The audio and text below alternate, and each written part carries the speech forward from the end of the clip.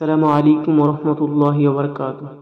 প্রিয় দর্শক, আজ আমি আপনাদের সামনে এমন একটি প্রশ্ন নিয়ে এসেছি, আমি না থাকলে কি হবে। একটি প্রশ্ন যা আমরা কেউ করতে চাই না, কিন্তু প্রত্যেকের জীবনে একদিন এসে যাবে। একটি কঠিন বাস্তবতা যা কেউ অস্বীকার করতে পারে না। এই ভিডিওটি শুধুমাত্র একটি গল্প নয়, এটি আমার, আপনার, আমাদের সবার জীবনের প্রতিচ্ছবি। আপনি একা শুনুন, মন দিয়ে শুনুন। হয়তো এই কথাগুলি আপনার ভেতরেই আপনি নিজেকেই খুঁজে পাবেন। চলুন তাহলে শুরু করি। হয়তো প্রথমে কিছু মানুষ কাঁদবে, কিছু আপনজন কিছুদিন খালি খালি অনুভব করবে, শোক বার্তা আসবে, হয়তো সোশ্যাল মিডিয়ায় কিছু পোস্ট দেবে আপনার বন্ধুরা, ইন্না লিল্লাহি ওয়া ইন্না ইলাইহি রাজিউন।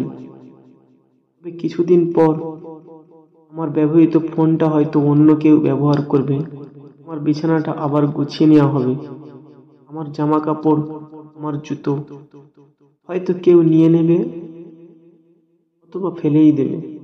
আমার জায়গা অফিসে বা কাগজের জায়গায় দুটো দিন শূন্য থাকবে। তারপর কেউ না কেউ এসে আমার কাজটা চালিয়ে নেবে। জীবন থেমে থাকবে না। আমার ঘর, আমার চেয়ার, আমার ব্যবহৃত জিনিসগুলো সব ঠিকই থাকবে, শুধু আমি থাকবো না। আমি জানো, জীবনে যত কিছু নিয়েছি, কষ্ট, জোর, ঝগড়া করেছি, সবকিছুই থেকে যাবে। শুধু আমি যাব একা, খালি হাতে। আমার টাকা, ব্যাংক ব্যালেন্স, গাড়ি, নাম, যশ সব রয়ে যাবে। শুধু আমি চলে যাব একটি শুধু ছোট গর্তে, যেখানে কবরের আধার ছাড়া আর কিছুই থাকবে না। সেখানে আর কেউ আমার সাথে থাকবে না, না বাবা, না মা, না স্ত্রী, না সন্তানেরা।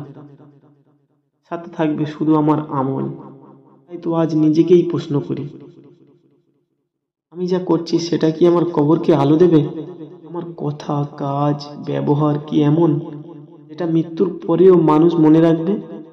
আমি কি এমন কিছু করে যাচ্ছি যেটা আল্লাহর কাছে গ্রহণযোগ্য হবে? বন্ধুরা, জীবনটা খুব ছোট। আজ আমি আছি, কাল নাও থাকতে পারি। এই এমন করে বাঁচি যেন মৃত্যুর পরেও মানুষ বলবে মানুষটা খুবই ভালো ছিল। আল্লাহ তাআলা ওকে মাফ করে দেবেন। এমন কি মানুষ পাওয়া যাবে?